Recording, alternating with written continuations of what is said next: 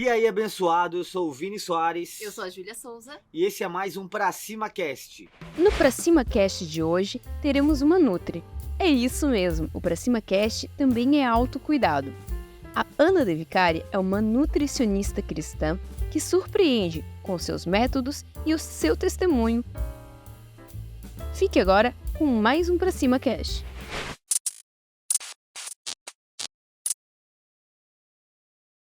Ana, vamos lá, hoje a gente vai falar um pouquinho de nutrição, certo?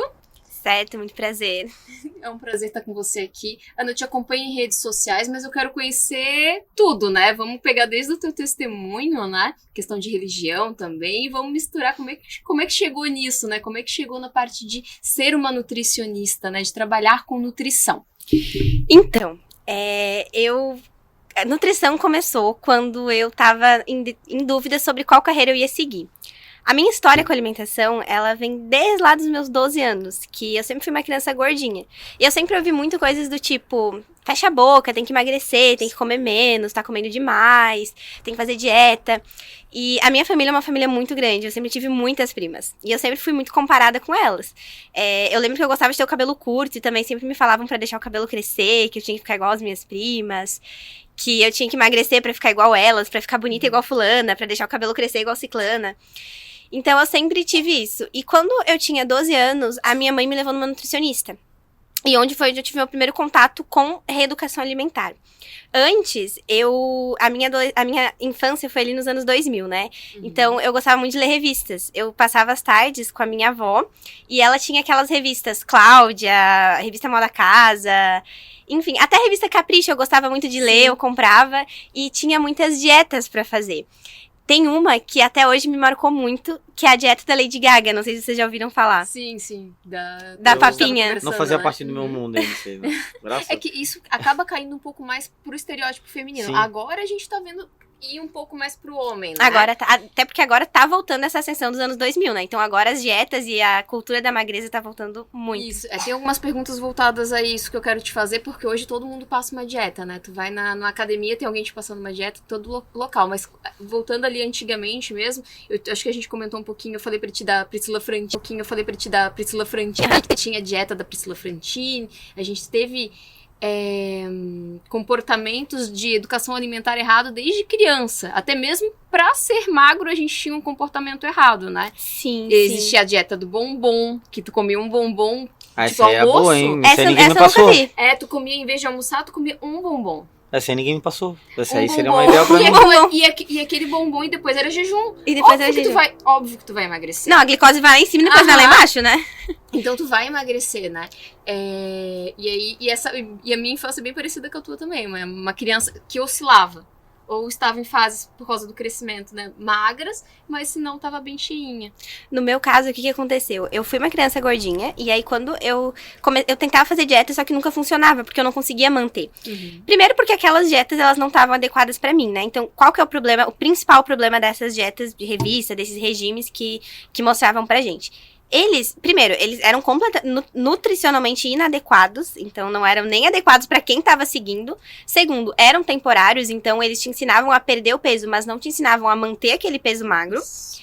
E eles eram preparados para outras pessoas, então a maioria das pessoas não conseguia seguir aquela dieta, às vezes por questões financeiras, questão de comportamento alimentar. A fome, aquela dieta não tá preparada pra minha fome, ela tá preparada pra fome de quem tá seguindo, da famosa, enfim. Então eu nunca consegui manter essas dietas. E aí, quando eu passei ali pela menarca, ali pela primeira menstruação, eu perdi muito peso. Naturalmente, como acontece com qualquer criança e qualquer menina que tá passando por essa fase, isso é normal. E quando eu perdi esse peso, eu comecei a ouvir muitos elogios. E eu até tentava fazer dieta antes, porque era algo que me incomodava, mas não era algo tão forte quando eu comecei a ouvir esses elogios. Então, na escola, eu comecei a ser muito elogiada pelos meus colegas. Eu era uma menina muito carente, principalmente antes de aceitar Jesus. Então, eu sempre gostei dos meninos, mas eles nunca nem olhavam pra mim, por eu ser aquela menina gordinha, diferente. E quando eu emagreci, os garotos começaram a olhar e aquilo mexeu muito comigo. E esses elogios também. Então, eu comecei... E até um pouco de corpo também que eu comecei a ganhar. Só que eu não queria. Então eu tentava fazer essas dietas, não conseguia. Tinha os episódios de compulsão alimentar, então comia muito. Eu comia, tipo, a panela inteira de comida. Uma vez eu fiz uma panela de yakisoba, comi inteira sozinha. E depois ia pro banheiro vomitar. E chegou um momento que eu colocava o dedo na garganta, né, pra vomitar. Chegou um momento que só a minha mão, assim, não funcionava, não era suficiente. Então eu comecei a colocar escova de dente na garganta pra vomitar. Muito comum, né? Muito comum.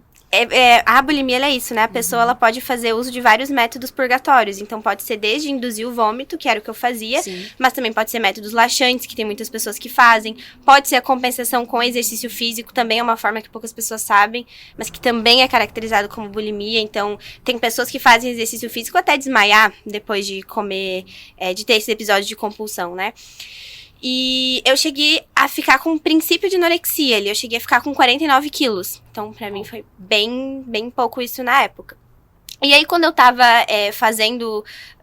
tava tentando decidir a carreira que eu ia seguir, olha só que loucura, mas vários estudos já comprovam, e um deles, o mais famoso, é o estudo da fome, que ele foi feito durante a Segunda Guerra, que as pessoas que elas têm comportamentos restritivos alimentares, elas são marcadas de tal forma pro resto da vida, pra vida toda, né, que muitas delas escolhem profissões relacionadas à alimentação. E comigo não foi diferente. As profissões que eu tava em dúvida eram todas profissões relacionadas à alimentação, porque eu queria ter contato com aquilo. Então eu tava em dúvida entre engenharia de alimentos, nutrição e gastronomia. No final, não escolhi só por isso, né? Mas intrinsecamente, sem perceber, é algo que influencia. Isso me influenciou muito. E foi algo que eu descobri depois que eu fui estudar, que eu fui ver os artigos sobre isso. E realmente, eu queria uma profissão que me desse esse contato com o alimento diário. E, claro, pesquisando o mercado de trabalho, eu decidi que eu queria fazer nutrição. Só que eu tinha a ideia de que eu ia ser nutricionista de fábrica, sabe? Essas nutricionistas que trabalham desenvolvendo alimentos, ou em restaurantes, muitas vezes, fazendo o menu, o cardápio, a contagem, enfim, a gente tem a nutricionista de Yuan, né? A área de nutrição de Yuan. Sim. E foi durante a faculdade que eu tive esse contato com a nutrição comportamental e que eu percebi muitos comportamentos disfuncionais em relação à alimentação que eu tava tendo mesmo na faculdade.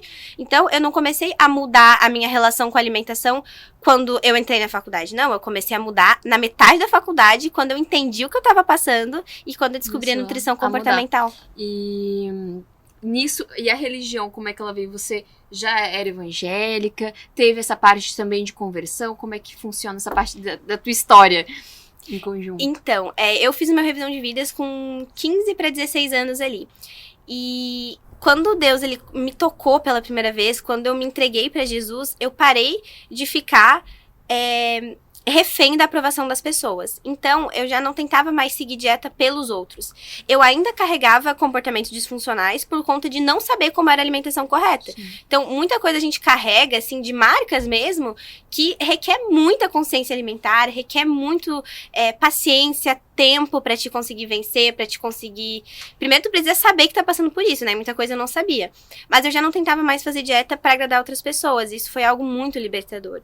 Porque o principal motivo que leva as pessoas a fazer dieta, é claro que tem as pessoas que fazem por saúde, mas essas dietas disfuncionais, a maioria delas é justamente por questão de autoestima. Às vezes pra ser aceita pelo marido, pra ser aceita dentro da sociedade, pra ser vista com bons olhos. E isso foi algo que Deus mudou. Eu tive 2 quadros de obesidade nível 2, isso. O primeiro grau eu fiz cirurgia bariátrica. Aí a bariátrica te restringe bastante coisa, é um processo. Hoje eu penso assim, que se eu soubesse do processo que seria, eu teria tentado de outras formas primeiro, né? E aí eu engordei tudo de novo.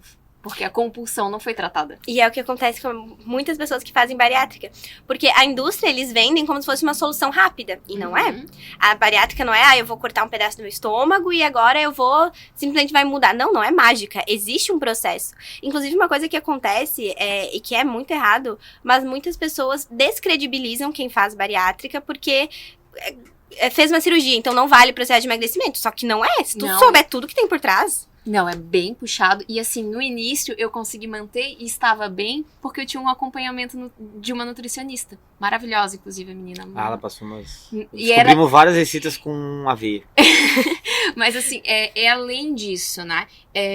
Aquele acompanhamento... E aí porque eu tinha um certo preconceito, um conceito que eu criei, que é um preconceito, não, um conceito que eu criei de nutrição, onde era aquelas dietas malucas de revista, só que Sim. agora eu pagava pra alguém fazer isso. Sim. Eu cheguei na nutricionista assim também quando eu tinha 12 anos. Eu cheguei achando que ela ia me passar uma dieta. E realmente, porque foi uma dieta impressa, assim. Então tinha ali 5 colheres de sopa de arroz. Só que não tinha uma educação nutricional. Por que eu tinha que comer 5 colheres de sopa de arroz? Sabe? E isso atrapalha muito na adesão ao plano. Uhum. E principalmente já chegar logo de cara. Uma pessoa que tem o comportamento alimentar totalmente disfuncional, que já vem de hábitos ruins, do nada tem que começar a comer 5 colheres de sopa de arroz, não vai funcionar. Isso, e aí ela pegava dentro do que a gente tinha dentro de casa, que ela perguntou, não adianta nada, eu não saber da tua rotina, que horas que tu acorda, O que tu gosta de o que comer. que tu gosta de comer, que era uma coisa que eu achava incrível ela me perguntar, mas tu gosta? Aí eu, sim, eu gosto. Poxa, eu falei pra ela, poxa, eu gosto muito de tomar café da manhã. E aí as pessoas ficavam falando pra eu fazer jejum o tempo todo. Eu, calma, cara, eu não consigo. Então, Como faz diferença um bom profissional, né? E aí, com o tempo, eu fui largando, fui deixando dela. A partir do momento que eu deixei, e aí comecei a voltar com a alimentação errada de novo. E não consegui, vamos dizer assim, manter. Que aí é onde, daí eu não sei como é que funciona, né? Mas a alimentação que ela me passava, os produtos que ela me passava, eu não tinha condições. É por isso que tu tem que levar quando tu vai montar a alimentação da pessoa, tu não pode levar em consideração só o cardápio que tu vai passar pra ela. Tu tem que entender que quem tá seguindo aquele cardápio é uma pessoa. Essa pessoa, ela tem as condições financeiras dela, ela tem os hábitos alimentares dela, ela tem a família dela que pode ou não ajudar na adesão ao plano. Uhum. Então- Tempo também, né? Porque às vezes não. É uma pessoa que não tem muito tempo, então tem que ser as coisas tudo rápido, né? Tudo Exatamente. naquele momento. Não pode perder muito tempo para um preparo também, tem tudo isso. Exatamente. Então, tu tem que levar em consideração a pessoa como um ser humano integral. E pensar num plano alimentar que vai caber dentro da realidade dela. E aí que entra a autonomia alimentar. Porque quando... Eu gosto muito dessa área, né, de educação nutricional. Porque quando tu ensina a pessoa a se alimentar e não simplesmente passa um plano pra ela, é algo que ela vai conseguir levar pra vida toda. Então, ela entende que aquele plano que tu tá passando pra ela é algo temporário, mas a partir do momento que ela começar a caminhar sozinha, ela vai saber como caminhar. Ela vai saber como se virar, ela vai saber fazer as próprias escolhas, ela vai saber o que vai ser bom pra ela, o que não vai ser. E eu acho que o que os nutricionistas de hoje, eles pecam muito, é que tem nutricionistas excelentes pra montar planos alimentares excelentes, mas tem dificuldade, a gente tá com... Me fugiu a palavra agora, mas a gente tá em falta, assim, de nutricionistas que realmente ensinem o paciente a caminhar sozinho. Que não tornem eles dependentes do profissional, mas que consiga dar essa autonomia pro paciente saber o que tá fazendo. Acho que também tem profissional também que às vezes não quer essa independência do Que daí o paciente né? para de pagar. Isso, também tem isso Isso. também. Aquela coisa, não, quanto mais dependente for de mim, melhor, porque eu vou ter sempre aquela, né? É verdade. Eu acho que pra mulher, a gente falando da questão de comportamentos, né? E pra mulher, quando tem um comportamento errado, aí mexe com o teu psicológico. Mexe com um monte de coisa em geral, né? Eu fico olhando bastante teu Instagram, que gente, segue ela, por favor. Vocês têm que conhecer essa rede social. Eu fico olhando ali o teu Instagram e notando o quanto mexe emocionalmente nas meninas, né? Uhum. Tu não conseguir manter uma dieta, a compulsão alimentar, tu não conseguir se manter dentro daquilo ali. Aí, no meu caso, como é que foi essa segunda perca de peso pra mim? Depois de ter voltado, eu fiz a bariátrica com 150 quilos. Uhum. E aí, fui a 40 e poucos quilos. Do 8 a 80, né? Uhum. E aí, voltei a 90. E aí, de 90, agora eu tô com 60. Tá ótimo pra mim. Mas aí, essa reeducação dentro do que eu posso, Sim. né? Realmente comendo direito, não caindo em coisas de internet, né? Que eu acho que o Vini pegou um pouco eu assim. Via que não podia comer a fruta que a gente conversou agora há pouco, né? Não pode comer fruta, eu não comia mais fruta. Pô, E toda vez tem uma moda diferente, né? Aham. Porque já teve a moda das gorduras, já teve o problema do ovo, que ovo não podia comer porque dava muito colesterol. Como se o ovo causasse colesterol sozinho, né? Ok. Enfim, sempre tem uma moda diferente. Se tu for depender da internet, tu não sabe pra onde vai, né? A morte vai tendo pra cá, depois vai tendo pra cá, depois vai tendo pra cá. O teu dinheiro é o único que vai pro lugar certo. Eu olhava que vai pro bolso deles. eu olhava pra ela assim, então, o que nós vamos comer? Assim, não pode isso, não pode aquilo, não pode... Eu tava comendo o quê? E afinal, né, a gente pergunta pra Ana, afinal, o que a gente come, Ana, pra se alimentar bem? Então, eu vou passar aqui as melhores dicas que vocês podem seguir, que inclusive estão no próprio Guia Alimentar para a População Brasileira. Comam comida de verdade, comida in natura, minimamente processada. É uma coisa que eu gosto de usar como exemplo. Sabe a comida que a avó de vocês comeria? Como essa comida que a avó de vocês comeria na época dela. A nossa avó não comia bolacha recheada, ela não comia apresuntado, presunto. Se ela quisesse um suco de laranja, ela tinha que espremer a laranja. Se ela quisesse um bolo, ela fazia o bolo em casa, ela não comprava massa pronta no supermercado. Então, como que a avó de vocês comeria na época dela? Porque, primeiro, a comida daquela época era comida que dava sustância, porque eram pessoas que trabalhavam muito no pesado. E também... Minha avó comia farinha com laranja. Mas sabe que a farinha, ela é um alimento minimamente processado? Não, é claro, né? Tudo dentro das quantidades certas. Aqui a gente não tá entrando no mérito das quantidades e da adequação. Mas coma comidas o mais naturais possíveis. Livre de aditivos, livre de... conservante. Sabe aqueles nomes estranhos que a gente não conhece? Aromatizante, conservante, propionato de cálcio. Xilitol, uma coisa assim. É um açúcar lá. É um adoçante. Adoçante, né? Esses adoçantes, eles são legais pra quem tem problemas de diabetes, pra quem tem algumas condições específicas. Só que, a longo prazo, eles podem causar alguns problemas na flora intestinal. Quer dizer que vai causar? Não quer dizer, mas pode causar. Então, pra pessoas que não têm essa sensibilidade ao açúcar, que não tem essa resistência à insulina, que não tem diabetes, não tem nenhuma condição do gênero, não precisa estar dando essa E essa questão, essa tu tava comentando agora a questão de quantidades, né? Pra cada pessoa existe uma quantidade correta pra comer? Pô, tu olhar pra ela e tu olhar pra mim, assim, pra mim, acho que tem que ser né? Uma quantidade um pouco maior, né? O que acontece? Essa questão de quantidades, a gente tem dois tipos, né? A gente tem as recomendações nutricionais, que são umas, e a gente tem a nutrição intuitiva, que é tu ouvir o teu corpo e o que ele quer. O nosso corpo, ele tem uma coisa que se chama memória metabólica. Ele sempre vai lembrar do maior peso que tu já teve e ele sempre vai fazer de tudo pra voltar nesse peso. Nesses casos, a nutrição intuitiva, ela não é tão interessante, do tipo assim, eu vou ouvir os meus sinais de saciedade, isso é importante, mas isso não é importante sozinho. Então, por exemplo, se vocês já ouviram algum nutri falando sobre emagrecimento intuitivo, nutrição intuitiva no emagrecimento, não acreditem, porque é cilada, é charlatão. O emagrecimento, ele não é algo intuitivo. O teu corpo, ele sempre vai lutar para manter o maior peso que ele já teve. Então, o que é legal nesses casos? Primeiro, transformar esse maior peso em músculo ao invés de gordura. Então, ele vai lutar de qualquer forma, então que lute pra virar músculo. E aí, existem estratégias certas. Ou tu pode simplesmente se manter num peso inferior. Só que pra isso, não vai acontecer simplesmente de forma intuitiva. Então, não vai acontecer somente ouvindo sinais de saciedade do teu corpo, somente ouvindo a hora de parar, somente intuitivamente falando, né? Isso é importante, mas precisa ser alinhado com algumas adequações nutricionais, com algumas estratégias nutricionais. Sim. Então, por exemplo, no teu caso, dá preferências para alimentos que tenham um maior volume alimentar, uma menor densidade calórica, ouvindo sinais de saciedade, com certeza, ouvindo sinais do corpo. Eu até gosto muito de trabalhar em consulta a escala de fome e saciedade, onde a gente consegue visualizar o nosso nível de fome. E aí a gente consegue adequar melhor. Mas sempre dando preferências para alimentos com menor volume calórico. Para que assim a gente consiga, né, estar se mantendo saciado sem estar exagerando nas calorias. Agora, para uma pessoa que ela sempre esteve num peso inferior, que ela nunca chegou em obesidade, que ela nunca chegou num sobrepeso, obesidade grau 1, obesidade grau 2, essa pessoa, ela pode simplesmente, com certeza, ouvir as orientações nutricionistas, ela deve, inclusive, se ela tiver algum objetivo específico, as recomendações nutricionais, mas no dia a dia dela, se a preocupação dela for saúde exclusivamente, ela não tiver nenhum objetivo estético ou tratamento de doença, ela pode simplesmente ouvir o corpo dela, ela pode pegar essa escala de fome e saciedade e ver, eu estou com fome? Eu preciso continuar comendo? Se eu parasse agora, eu estaria saciada?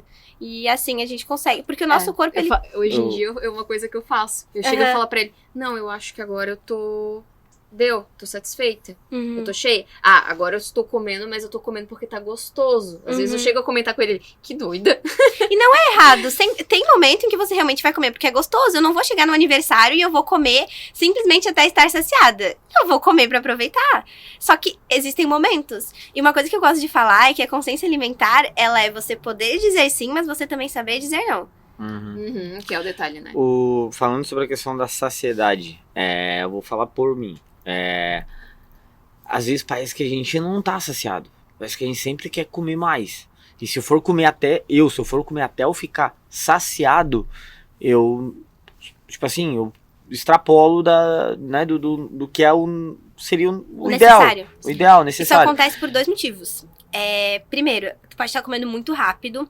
O nosso corpo, ele tem os hormônios, a grelina e a leptina, que são os hormônios da fome e da saciedade. Para esses hormônios serem liberados na corrente sanguínea, a partir do momento que tu começa a comer, até eles serem liberados, demora em torno de 15 minutos. Quando tu come muito rápido, tu não dá tempo desses hormônios serem liberados. Então, tu realmente não vai perceber a saciedade. Eu já ouvi falar que quanto mais devagar você come, a comida vai dando aquela saciedade. Então, tu não... E até cozinhar o próprio alimento também ajuda, porque quando tu vai sentindo o cheiro da comida, o teu corpo ele vai se preparando para receber aquele alimento. Então já tem diversos estudos comprovando que quando tu cozinha o teu próprio alimento, tu tende a comer menos, porque o teu corpo ele já começa a comer preparado pro momento da refeição. Olha, incrível. Essa eu não não sabia. preciso ficar cozinhando, mas posso ficar nada da panela ali. Pode ficar velho a cozinhar. Ótimo, né? E também pode acontecer, eu não sei se tu já teve um peso maior do que tu tem hoje, mas quando tu já teve esse peso mais elevado, o teu corpo ele realmente regula os sinais de fome e saciedade para aquele peso que tu já teve. Então, realmente, ele vai querer comer mais pra te conseguir chegar naquele peso. E aí é uma opção tua, se tu vai querer chegar naquele peso com bastante musculatura, de uma forma saudável, ou se tu vai querer se manter no peso que tu tem hoje. E aí, se quiser se manter... E existe tava falando um pouco, né, mas a questão assim, hoje eu sei que hoje eu como, vou dar um exemplo, 2 pratos de comida lá cheios, e eu quero começar a comer um. Se eu começar a fazer a rotina e comer um sempre, mesmo que eu esteja com fome ainda, mas eu começar a botar ali que eu vou comer só um prato, ou só tipo 3 colheres, 5 colheres de arroz. Então, eu começar a botar aquela medida, isso, eu crio essa memória dentro na minha cabeça para eu sempre comer só aquilo, para eu nunca para eu ficar saciado depois de um tempo só com aquele tipo de quantidade ali. Isso não vai criar na memória da tua cabeça, mas o nosso estômago, ele é um músculo, e os músculos, eles expandem e eles contraem. Então, assim como o teu estômago, quando tu for comer mais quantidade de comida, ele vai, entre linguagem coloquial, ele vai lacear.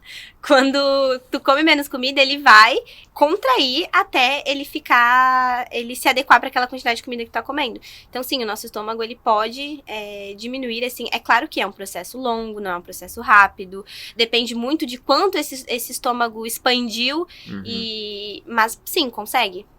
Sim, é mais ou menos isso, então, né? Não, e olha só que legal, a gente consegue até programar, digamos assim, o nosso corpo pro tipo de alimento que a gente tá comendo. Então, por exemplo, como assim? Quando tu come muito açúcar, muito alimento ultraprocessado, com muita gordura, isso causa alguns problemas na tua flora intestinal. E o nosso intestino, ele é um dos maiores reguladores do nosso corpo. E ele também produz os próprios hormônios e os próprios neurotransmissores. Quando tu come muito açúcar, o teu intestino, ele vai enviar sinais pro teu cérebro de que tu precisa de mais açúcar. E o teu corpo vai querer cada vez mais açúcar. A gente tem até as células receptoras do doce, né? E elas se renovam mais ou menos a cada 16 dias. Por isso até que existem esses jejuns de açúcar durante 16, 21 dias ali, que essas células, elas vão... Não consegue fazer isso, não consigo. A única coisa que eu não consegui largar até hoje é o açúcar. É o açúcar. Mas tu consegue diminuir a quantidade se tu cuidar da tua flora intestinal, sabia? Porque quando tu tem uma flora intestinal bem modulada, né, a gente faz isso através da modulação intestinal, enfim, existem várias estratégias nutricionais ali, que são estratégias temporárias, mas são bem válidas. Então, através do consumo de alimentos probióticos, como o iogurte natural, kombucha, pão de fermentação natural, todos os alimentos fermentados, né, eles são salvo bebidas alcoólicas, que não entram nesse quesito por conta do álcool, Sim. eles ajudam nessa modulação intestinal. E até vinagre também ajuda, e claro, né, dentro das quantidades certas, obviamente. E os alimentos prebióticos também, como a aveia, as fibras, enfim, elas ajudam nessa modulação. E quando tu tem as bactérias do teu intestino bem resistentes, digamos assim, quando tu tem a tua microbiota intestinal bem colonizada, o teu corpo ele vai pedir menos açúcar. Legal, Ele vai- bem Aqueles- interessante. olha, curiosidades. Uhum. Não, porque ele sofre. Eu faço ele comprar chocolate quase que diariamente. É Olha, a única eu coisa já, que eu não assim, ó, consegui ainda. se as coisas não estão meio. Se deu uma briguinha ali, eu quero fazer as pazes, eu só fico com um chocolatezinho assim, ó, perto dela. Ele bota chocolate e sai correndo. Uma coisa que eu gosto de falar é que, assim, ó, a diferença entre o remédio e o veneno tá na dose. O chocolate, se tu comer um pouquinho todo dia, não tem problema. Agora, se tu comer uma barra todo dia, vai causar um impacto. É problemático. É, tá ouvindo? Tá ouvindo? problemático. Divide, Mas- então, pelo menos divide. Divide. Não, lá em casa se eu vou Boa dividir com estratégia. eles, já era. Mas, Ana, outra coisa, eu acho que eu teve na tua rede social falando sobre a questão do inchaço. Se Da tá- inflamação? Da inflamação, isso, inchaço não, Ah, inflamação. tá. Se Aham. estou inflamado, se não estou inflamado. E eu tô, incrivelmente, estou vendo muita postagem sobre isso. Uhum. Ai, porque eu estou inflamada, tal hábito meu me fazia eu ficar inflamado. O que é essa questão de inflamação? A inflamação, nós temos 2 tipos de inflamação. A gente tem a inflamação sistêmica, quando ela é uma inflamação que ela é pontual. Então, por exemplo, a inflamação ela acontece nos tecidos do nosso corpo, né? O teu corpo ele começa a inflamar aquele tecido para ele conseguir se recuperar. E isso acontece de formas pontuais. Deveria acontecer de formas pontuais. Então, por exemplo, para se recuperar de alguma doença, quando tu malha na academia e tu quer crescer o músculo, o teu corpo ele vai lesionar e ele vai inflamar para aquele músculo conseguir crescer. Quando a gente se machuca, quando rala o joelho, alguma coisa assim, pro teu corpo conseguir recuperar aquele tecido, ele vai ter que inflamar. E a gente tem a inflamação de baixo grau, que ela é uma inflamação que ela demora anos pra realmente tu descobrir ela. Ela pode levar a doenças autoimunes, ela pode levar a câncer, ela pode levar a problemas na microbiota intestinal. E essa inflamação, ela que é o problema, né? E as pessoas confundem muito, como tu mesmo falou no início, sobre inchaço. Acham que estar inflamada é estar inchado. E não necessariamente. A pessoa pode ter uma inflamação intestinal e não está inchada. É o que acontece na maioria dos casos. Quem tem essa inflamação de baixo grau, essa inflamação... me fugiu a palavra agora. Permanente de baixo grau, Sim. ela é uma pessoa que ela tem dificuldade de perder peso, só que não necessariamente ela vai estar inchada. Por quê? Porque estar inchada é quando tu tem uma retenção de líquido, é quando tu tem, às vezes, até fezes acumuladas no intestino, mas não é dificuldade de perder peso. Então, tem diferença entre estar inchado e estar com sobrepeso, estar, enfim, com dificuldade de perder peso. E essa inflamação a longo prazo, ela causa muitas doenças. E ela é causada principalmente por problemas na flora intestinal e na microbiota intestinal, né? Então, principalmente o elevado consumo de açúcares, consumo de gordura saturada, consumo de ultraprocessados. Bebida também. Bebida alcoólica, também, no caso, isso, né? Aham, bebida alcoólica. Então, por exemplo, o conservante, quando a gente compra algum alimento, algum pão que tem conservante. O que é o conservante? O conservante é um produto que eles colocam no alimento pra matar as bactérias. Só que o conservante, ele não escolhe quais bactérias ele vai matar. E o nosso intestino, a nossa flora intestinal, o que ela é? São bactérias. Bactérias boas. Então, quando tu come, ele vai matar tuas bactérias também. Por isso que precisa tomar cuidado. Então, tem essa diferença entre inflamação. E o nosso corpo, ele precisa de um pouco de inflamação. Só que, como eu falei antes, o problema tá no excesso. A gente precisa de um pouco de gordura saturada, mas a gente não precisa em excesso. E o problema é que a gente, em vez de comer um pouquinho, a gente come muito, né? Então, por isso que fica inflamado. Tu não fica inflamado porque tu come um pouquinho de chocolate todos os dias. Tu não fica inflamado porque tu passa uma ponta de faca de manteiga no pão. Não, tu fica inflamado por comer fritura, por comer uma barra de chocolate todo dia, por beber bebida alcoólica. É tudo junto, né? Tudo junto. Não tem como. Quando eu ainda brinquei com o Vini que alguns hábitos que a gente tinha, tipo, um Subway. Eu não comia um Subwayzinho, não. Eu comia o Subwayzão. Né? Então, aquilo ali, obviamente, ia refletir no meu corpo também, né? Então, hoje é metade daquele. Não, mas um saborzão. Não, e é aquela coisa, questão de comer um pouco mais devagar, observar a minha alimentação, observar a minha saciedade, né? Então, isso me ajudou bastante. Mas ainda assim quero voltar como nutricionista. Inclusive, tô com a lista de espera aberta das consultas. Já fica aí o aviso. O link tá na bio do meu perfil do Instagram. Isso, depois nós vamos também botar no finalzinho ali, a gente vai botar o bota os Instagram, a links gente vai certinho botar pra todas as aqui. informações, né? Eu acho que tu vai saber entrar mais nesse assunto com ela, mas eu vivi um pouco com ela na parte, né, quando a gente teve a questão da gravidez ali, né, da nossa primeira filha.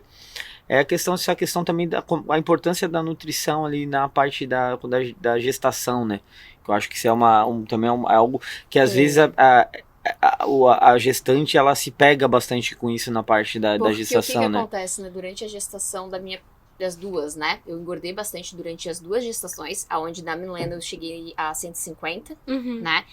Pós-gestação, com 150 quilos, então foi bem na pesado. fase de amamentação?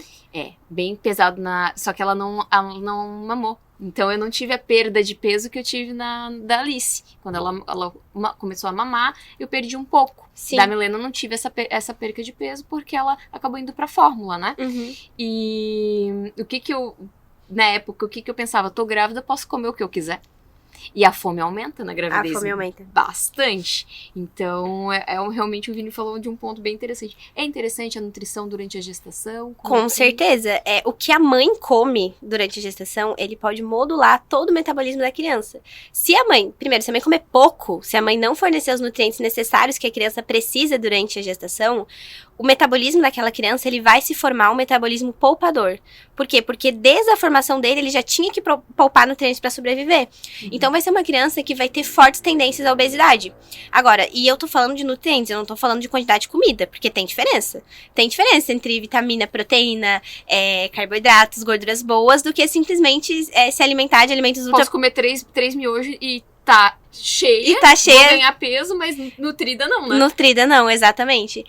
Então, o metabolismo dessa criança, ele vai se tornar um metabolismo poupador.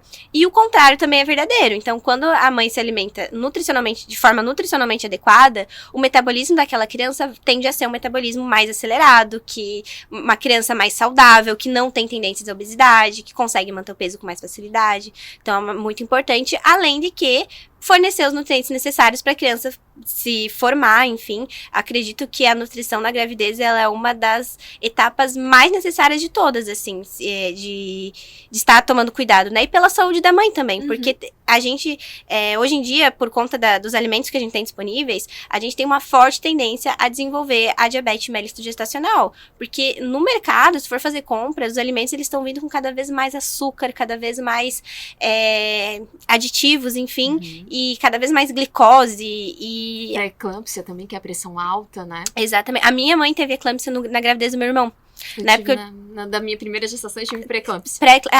Na minha, ela teve pré-eclâmpsia, e na do meu irmão, ela teve eclâmpsia. E é legal tomar cuidado, sim. Se a mãe, ela já tem pressão alta antes da gravidez, é muito provável que ela vá desenvolver pelo menos pré-eclâmpsia. Então, precisa tomar cuidado. E tem muito alimento que tem um monte de açúcar, sódio, embutido, assim. E comecei a perder peso com a dieta, né? Ou, no caso, com a mudança alimentar, que seria o ideal, né?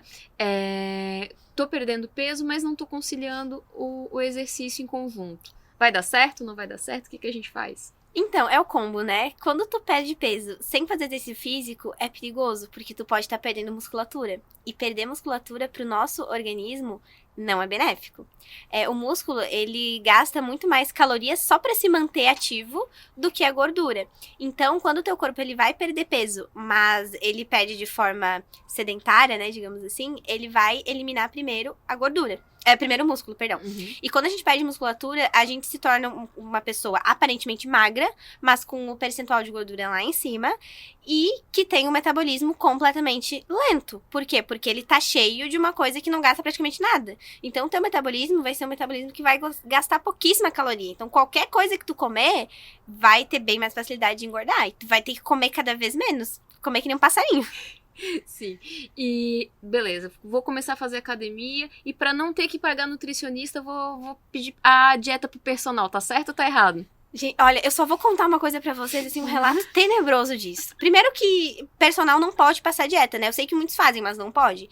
Eu já conversei com uma mulher que ela teve uma dieta de um personal dela e a dieta dela, ela me passou, né? A dieta me mostrou tudo, tinha 1.300 calorias. Essa mulher, ela ficou com anorexia. Ela parou de menstruar. A libido dela caiu em 80%. ela ficou com problemas no casamento, porque ela não conseguia ter relações com o marido. E já fazia 2 anos que ela não seguia mais essa dieta. E ela ainda tava com sequelas. A libido dela ainda não tinha voltado normalmente. E os hormônios dela ainda não tinham se regulado completamente. Então é muito perigoso. Porque o profissional de educação física, ele tem formação para exercício físico. Ele não tem formação de nutricionista. Ele não sabe o que o nutricionista sabe. Então é muito perigoso. Tem os que estudam por fora? Tem. Mas não tem como ter certeza. É dar um tiro no escuro. Então pode ser que aquele profissional, ele vai te dar uma coisa certa. Pode ser que ele estude sobre isso. Mas ele não tá preparado da forma que o nutricionista tá. Então é melhor a pessoa seguir sozinha, assim, sem contar calorias, sem contar macronutriente, ouvindo o corpo dela, do que ela seguir um profissional que não tá preparado para aquilo. Exatamente. Isso mesmo. Agora vamos... uma pergunta. A gente já falou ali atrás, né, sobre questão de fazer uma dieta que tem a ver hoje com a tua rotina, com o que tu gosta, com o que tu, né, com o que tu tem mais familiaridade de comer e tudo mais. Agora, uma pergunta crucial. Tem como comer bem barato? Tipo, Tem. gastando pouco? Com certeza tem. A alimentação saudável é uma alimentação muito natural. As pessoas, eles gastam mais quando eles querem encher de frufru, então... Mas é totalmente possível. Inclusive, eu já fiz até uma nutriaula no meu Instagram sobre isso, onde eu trouxe formas de economizar na alimentação. Então, existem as formas práticas, onde tu pode reaproveitar a casca dos alimentos, tu pode aproveitar as promoções do supermercado, tu pode ir em feiras, onde o hortifruti, assim, é mais barato. Tu pode dar preferência por corte de carne, às vezes não tão nobres. Então, por exemplo, a gente tem o exemplo do fígado, da moela, músculo, que são a 100, que são cortes mais em conta e que tu consegue ter um valor nutricional mais alto. E isso cabe muito ao nutricional adequar aquela dieta à tua realidade, né? Adequar aquele plano alimentar, aquela alimentação pra tua realidade. Mas é totalmente possível. Tu vai dar preferência aos alimentos naturais, aos alimentos que tu já comeria. Então, arroz, feijão, o pão, pra quem pode consumir, né? Claro que existem pessoas que não podem, diabéticos, enfim, mas isso é um caso à parte. Sim. Ovos, isso tudo são coisas que fazem parte da cesta básica. Tu consegue ter uma alimentação saudável, tu consegue alcançar teus objetivos com os alimentos da cesta básica do brasileiro. Então, é totalmente possível. Tu comentou ali, né? Se a pessoa tem uma restrição. Se eu não tenho uma restrição e eu começo a tirar aquele alimento, começo a tirar aquilo ali, arrisco ou não? Ou só simplesmente é uma comida que não vai fazer falta? Depende do alimento. Um alimento específico, por exemplo, eu tirei o chocolate. Muito provavelmente não vai fazer diferença nenhuma. Assim, nutricionalmente falando, não vai. Pode, se for um alimento que tu é muito apegado, pode mexer com o teu comportamento alimentar, com o teu psicológico, mas nutricionalmente falando, não vai causar nada. Agora, excluir grupos alimentares, então, por exemplo, proteínas, gorduras, carboidratos, sem acompanhamento, isso causa risco, sim. Porque o nosso corpo, ele é muito bem programado. Então, cada nutriente tem a sua função. Tu excluir sem necessidade, sem realmente fazer a adequação da forma certa, é perigoso. Então, por exemplo, a pessoa que ela corta carboidratos sem acompanhamento, sem fazer a adequação certa na alimentação. Ela simplesmente tira o carboidrato, né? Que é como a gente vê as pessoas fazendo. Quando eles entram na dieta low carb, eles não entram pensando assim, agora eu vou arrumar minha alimentação. Não, eles só tiram. Eles não compensam, eles não compensam de outra forma, eles simplesmente tiram. E aí, o que acontece? Fica faltando a função dos carboidratos, que é fornecer energia. O que o teu corpo vai utilizar para fornecer energia? Proteína. Ele vai fazer a degradação da proteína até ela se transformar em glicose. Só que, se a proteína tá virando glicose, quem que vai fazer a função da proteína? Não vai ter. E qual que é a função da proteína? Manutenção celular. E aí, o que acontece? As unhas das pessoas ficam fracas, os cabelos muitas vezes começam a cair, o humor da pessoa muda completamente, ela fica uma pessoa mais ansiosa, mais irritadiça, a pessoa começa a perder musculatura e também entra naquele ponto que eu falei antes do perigo de perder musculatura. Sim. A pessoa não consegue ter energia suficiente para treinar, não consegue ter foco, não consegue ter atenção. Então, essas estratégias, elas são muito perigosas de fazer sozinho. Quando tu faz, tu precisa adequar, não é simplesmente tirar, tu precisa adequar de alguma forma. Show. Né, a gente tá com esse programa agora no mês de novembro, né? Novembro é o mês de Novembro Azul, né? O cuidado masculino. Queria fazer não sei se hoje é muito o teu público, mas o que tu tem percebido na parte da nutrição? Essa procura, tem uma procura maior hoje por homens, eles estão buscando se cuidar mais, né? Cuidar da alimentação, cuidar da saúde. Como é que tu tá vendo isso hoje na parte da nutrição, né? Então, eu vejo muito, assim, e isso falando da minha experiência pessoal. Eu vejo muito os homens, eles procurando a nutricionistas em 2 casos. ou eles querem meter o shape, ou eles querem entrar em forma, ou eles querem crescer músculo e querem ganhar, e querem virar os maromba, né? Sim. Ou eles são aquele tipo de pessoa que busca quando já tá morrendo. Quando o médico mandou, quando tá com problema cardíaco, quando tá com a pressão alta. É muito difícil um homem que busca... Pra ser sincera, eu vi um caso até hoje, que foi onde uma paciente minha, ela gostou do meu atendimento, e daí ela indicou no estágio, e esse cara veio se atender comigo. Mas eu vi um caso só de alguém que veio procurar por prevenção. A maioria depois que a bomba já estourou, sabe? Então eu acredito que seja um trabalho muito importante de conscientizar a respeito do que causa. Porque muita gente hoje em dia não sabe que a nossa alimentação, a alimentação inadequada, pode causar câncer em alguns casos, inclusive câncer de próstata. Principalmente esse alto consumo de ultraprocessados, né? Como eu já falei antes, esses aditivos alimentares. É que é um dos maiores... É o caso hoje no Novembro Azul, é focado nisso, né? A questão da prevenção do câncer, sim, né? tem a questão do próprio infarto, né? Que é mais comum no homem do Também que na mulher, exatamente pela falta de cuidado, né? Então, consumo alto de gordura. E a gente até tava conversando um pouco. O homem em si, ele até faz um exercício ou outro, não são todos, né, Vini? Mas faz um exercício ou outro, mas ainda assim... tem a questão da alimentação, do abuso na alimentação. E vamos dizer, de 5 que eu conheço, desses... De 5, 6 estão acima do peso, né? Então a gente sabe que... Sua mãe direta. Não, mas né, dentro do... Eu não sei como é que... Uma boa pergunta, mas só terminando aqui, estão acima do peso, então tem aquele risco ali. E aí a minha outra pergunta que veio agora eu ainda me baseio no IMC, pra saber se eu tô obesa, não estou, né?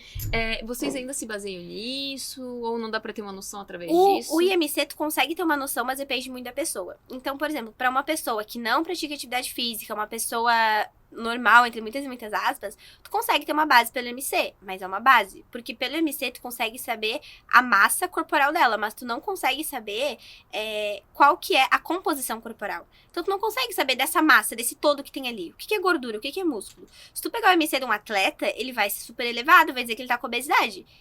E ele não tá com obesidade. Então, hoje em dia, o parâmetro mais assertivo que a gente tem é a adipometria, que é o exame com adipômetro que a gente faz. Também é legal a balança de bioimpedância, mas aquela que mede com os braços, sabe? Ela é interessante, mas ela ainda não é o parâmetro mais assertivo. O mais assertivo que a gente tem é realmente o adipômetro e até as próprias medidas corporais. Então, quando tu tira com fita, quando tu consegue se olhar no espelho, tu consegue perceber uma diferença. Tu mesmo consegue sentir se a tua perna se ela tá mais flácida ou se ela tá mais densa, se ela tem mais musculatura, se não tem. Tu consegue ter essa noção. Então, isso ainda é mais assertivo do que o IMC. Mas isso são parâmetros que um profissional ele tem que avaliar, né? Porque quem faz essa análise é o profissional. Não tem como fazer casa a casa, né? não tem como fazer a adipometria em casa sozinho. Não tem como. Isso. Então já fica o recado, já voltando ao assunto do Novembro Azul, então, né, a gente parar para se cuidar um pouco mais, né? Parar para pensar um pouco na saúde, porque querendo ou não, a alimentação é o primordial, né? Se não se alimenta bem, ele já encadeia um monte de doenças e um monte de situações piores, né? Quando tu faz exercício físico, mas tu não cuida da alimentação, é como se tu estivesse querendo construir a casa só com pedreiro. Tu não tem o material pra construir ali. Tu precisa, não adianta eu querer crescer a musculatura se eu não tiver os materiais necessários. Não adianta eu... O homem, ele é muito assim, porque eu já jogo bola, eu já faço isso, porque eu... E por estar jogando bola, sabe, fazendo os exercícios ali, ou correndo um pouco, ele acha que, não, mas minha vida é saudável, porque eu jogo bola, eu sou saudável, não sei. Mas aí tu vai ver a alimentação da pessoa Tá querendo construir uma casa só com pedreiro. Fica a dica aí pra alguns aí que eu já sei que só jogam bola, acho que estão que é com saúde. Saudável, né? Dando indiretas. Tá.